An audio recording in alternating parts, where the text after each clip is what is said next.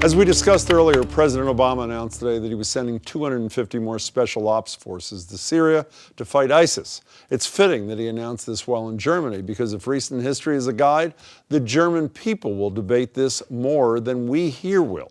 This comes on top of last week's decision to send 200 more American fighters to Iraq, bringing the total there to more than 4,000. And these troops will be closer to the front lines. You know, I'm no military expert, but I do worry about mission creep in the Middle East. It feels too much like Vietnam, as I said to Joe Kennedy in the early days under Jack Kennedy.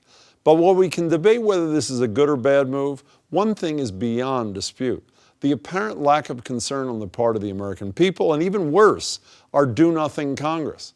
When are they going to debate and authorize the use of force in the Middle East? They have no excuse. Ours is that we have no skin in the game. We don't pay for these wars, though our grandchildren will.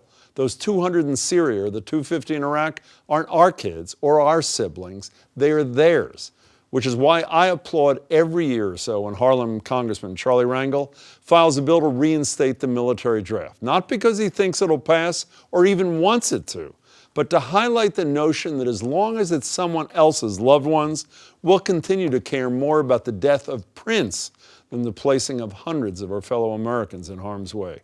These decisions deserve the attention of the people, and I'm not talking about the German people. What do you think? Email us, tweet us, share your thoughts.